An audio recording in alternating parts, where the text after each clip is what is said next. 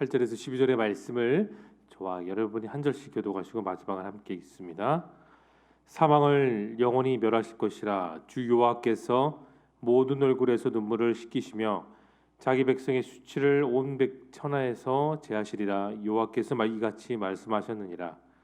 그날에 말하기를 이는 우리의 하나님이시라. 우리가 그를 기다렸으니 그가 우리를 구원하시리로다. 이는 여호와시라.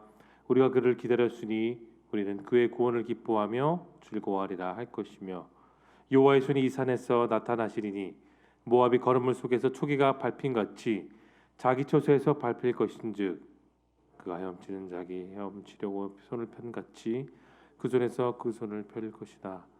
여호와께서 그의 교만으로 인하여 그 손이 능숙함에도 불구하고 그를 누르실 것이라. 함께 읽겠습니다.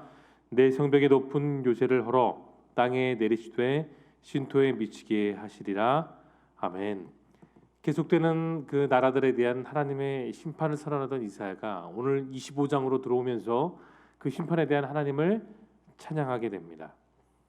세상을 심판하는 것은 벗어날 수 없는 하나님의 진노이지만 이스라엘 민족에게는 그 심판이 하나님께 오는 구원임을, 그리고 그 하나님께서 오는 구원의 기쁨임을 이사야는 고백하고 있습니다. 그 하나님을 기다리는 백성들에게는 그것이 구원이 되고 기쁨이 되는 것임을, 즐거움을 누리게 된 것을 이사야는 지금 표현하고 있습니다. 내용 관찰 1번을 보겠습니다. 이사야가 하나님을 높이고 찬양한 내용은 무엇입니까? 그는 하나님께서 성실하시고 신실하심을 고백했지요. 분명한 사실은 이스라엘 백성을 포함하여 주변의 모든 나라들은 예외될 것 없이 하나님의 심판을 받았습니다. 그것도 역사가 그대로 증명하고 있죠. 그러나 그 가운데 하나님은 남은 그루터기 같이 그 많은 민족들 중에서 하나님이 직접 택하신 이스라엘을 회복하셨습니다. 그래서 그분은 빈궁한 자의 요새가 되시고 폭풍 중에 피난처가 되시며 또 폭풍을 피하는 그늘이 되어 주신 것이죠. 2번입니다. 하나님께서 기쁨의 연회와 함께 베푸시는 그 은혜는 무엇인가요? 여러분, 상대국에 시달리는 그런 삶을 살던 유다가 강대국이라고 보여줬던 아수르로부터 해방과 기쁨을 누리게 되는 날이 되었습니다. 죄로부터 해방, 억울함으로부터의 자유를 누리는 날을 하나님께서 주신 것이죠. 하나님이 이스라엘 백성들에게 정말로 원하셨던 것은 그렇게 큰 일도 아니고 어려운 일도 아니었습니다. 하나님께로 돌아오는 것, 그분만을 의지하는 것, 그거 하나였습니다. 우리도 마찬가지죠. 나를 억누르고 나를 힘들게 하는 우리의 일생 가운데 모든 상황의 문제와 고민으로부터 우리는 계속해서 거기에 매여 있을 필요가 없습니다. 세상 사람과 다르게 우리는 그 모든 억울함과 모든 문제로부터 진정한 자유를 주시는 분은 정해져 계십니다. 바로 만군의 여호와 하나님이십니다. 해결의 방법은 우리 스스로에게 있는 것이 아니고 우리 삶에 있지 않습니다. 오직 전능하신 하나님께 신뢰하고 그분께 고백하고 겸손하게 아뢰할 때 우리의 모든 문제와 그 어려운 것들은 회복의 은혜를 누리게 됩니다. 그분께 모든 것을 고백하고 도우심을 믿으며 우리는 우리 인생을 드리면 되는 것이죠. 하나님은 이스라엘 백성을 심판하셨어도 그 진도 중에 공의와 정의를 나타내셨어도 그들과 함께 하셨습니다. 그들을 지켜주셨고 다시 그들을 정든 고향, 정든 성전으로 이끌어 주셨습니다. 이어서 3번을 봅니다. 연구와 묵상입니다. 하나님께 그날의 구원의 기쁨을 넘어 위로까지 허락하시는 이유가 무엇입니까? 오늘 본문에서 하나님은 구원의 감격, 구원의 기쁨을 덧입어서 위로를 주셨습니다. 6절을 보면 이렇게 나와 있죠. 기름진 것, 맑은 포도주. 8절은 눈물을 씻겨주심이 그렇습니다. 오늘 살아가는 성도들도 여러분 마찬가지입니다. 단지 이사야와 오늘 우리는 시대와 그 위치만 다를 뿐이지 성도의 삶은, 사는 삶, 고난 있는 삶은 이사야도 마찬가지고 오늘 말씀을 듣는 저와 여러분도 마찬가지입니다. 구원의 기쁨과 위로는 모든 성도에게 늘 필요한 하나님의 은혜입니다. 사랑하는 성도 여러분, 모든 어려움은 내가 얼마나 하나님과 동행하며 내가 얼마나 하나님께 집중하고 또 내가 얼마나 하나님의 말씀에 따라 살아갔냐에 따라 달라집니다. 모든 시험의 때는 여러분 단지 우리를 억누르고 우리를 낮추는 것이 아니라 가장 놀라운 기쁨, 그 하나님의 도우심을 맛보는 귀한 순간이 됩니다. 그 슬픔에 하나님의 손길이 닿고 있다는 것을 여러분 믿으신다면 그 슬픔은 우리에게 찬란한 빛이 되는 것이죠. 벗어날 수 없는 실망과 어려움 속에 여러분 살고 계십니까?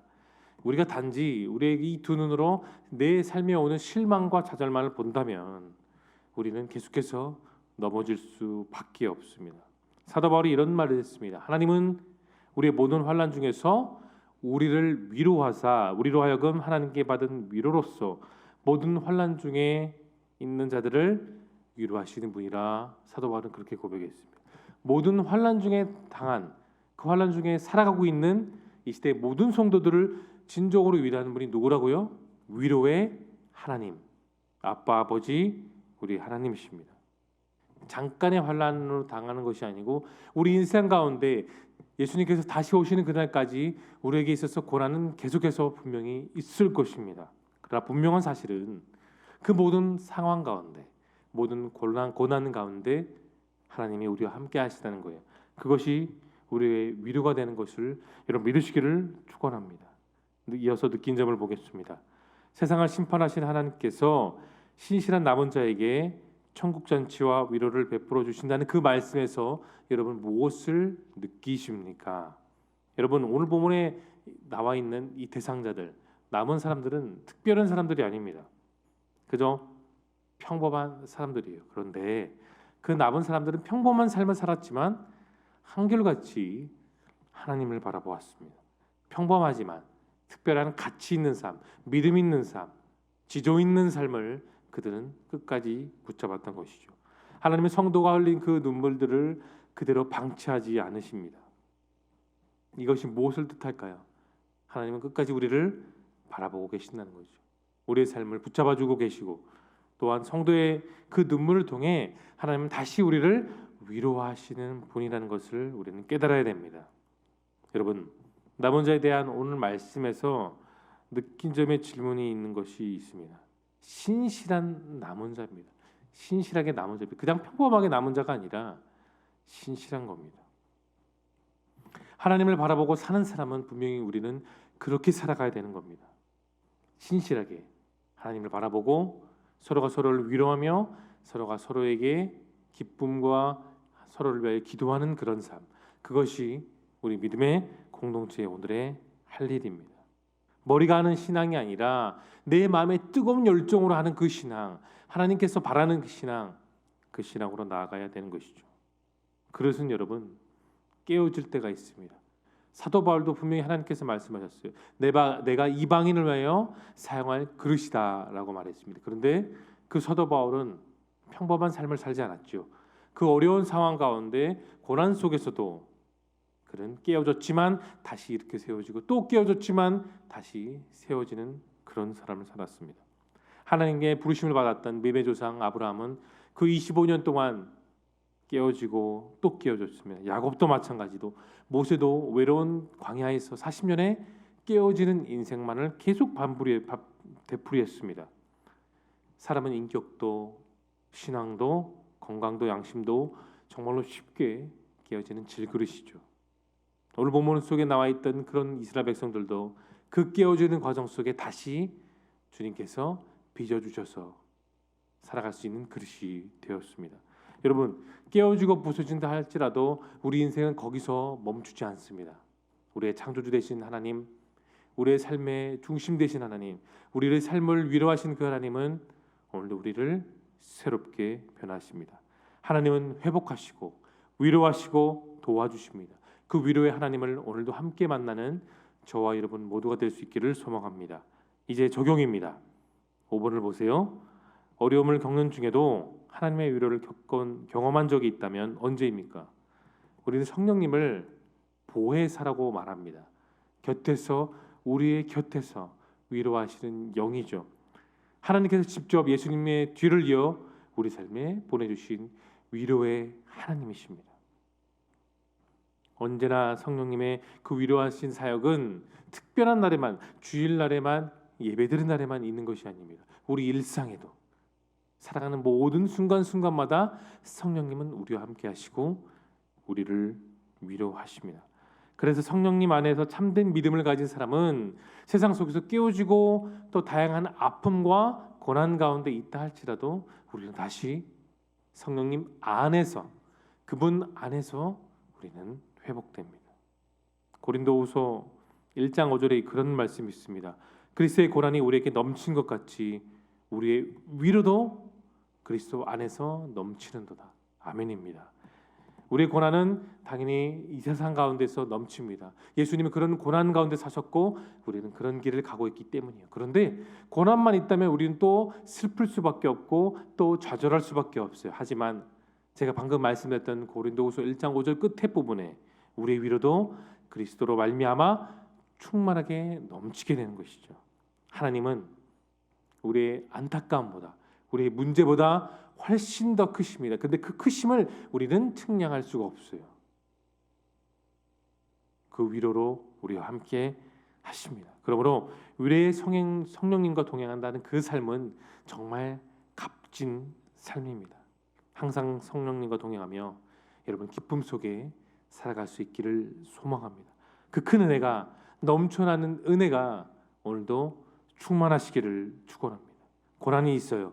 분명히 오늘도 있습니다. 오늘 살아가는 가운데 내가 모르는 고난도 있습니다. 그러나 고난을 넘어 주님이 주신 축복과 은혜가 더 크다는 것을 여러분 반드시 기억하시길 바랍니다. 마지막 결단입니다.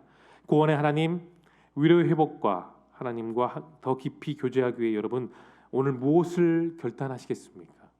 사랑하는 성도 여러분, 주님이 주시는 위로는 단순한 동정이 아니고 그냥 어깨 몇 번 두드리는 동정이 아니죠. 어려움을 당한 우리를 향해 마음 아파하는 그런 위로, 그 위로로 하나님은 우리와 오늘도 함께 하십니다.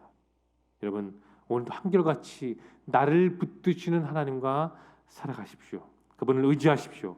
그 속에서 우리는 반드시 위로를 누리고 회복을 누리게 될 것입니다. 이와 같은 은혜가 오늘도 가득하시기를 예수님의 거룩하신 이름으로 축원합니다. 이제 함께 기도하겠습니다. 오늘 들은 말씀을 기억하시며 기도하시고 화면에 보이는 기도 제목, 우리의 소망과 구원의 날을 바라보며 오늘도 하나님만 의지하며 살아가게 하옵소서. 하나님과의 깊은 교제 속에 모든 슬픔이 기쁨으로 바뀔 그 구원의 잔치를 기대하며 살아가게 하옵소서. 땅끝까지 이르러 예수님의 주인이 되게 하여 주시고 선교에 더욱 힘쓰게 하옵소서. 뿐만 아니라 여러분 마음속에 품고 있는 소중한 기도 제목을 놓고 우리 뜨겁게 주여 한번 외치고 통성으로 기도하며 나아갑니다. 주여, 살아서 역사하신 하나님 아버지, 오늘도 주님의 말씀을 들으러 주의 전에 나오게 하시니 참으로 감사합니다. 늘 듣는 말씀, 잘 아는 말씀이오나 매번 들을 때마다 새로운 감동, 매번 말씀을 묵상할 때마다 깨우쳐 주옵시고 오늘 살아가는 가운데 이 주신 말씀이 우리 삶의 지표가 되고 떨림이 되고 울림이 되어 하나님을 따라 살아갈 수 있는 귀한 하루, 주님을 의지하는 하루, 주님만을 고백하며 아멘으로 순종하는 그런 하루를 살아갈 수 있도록 역사하여 주시옵소서.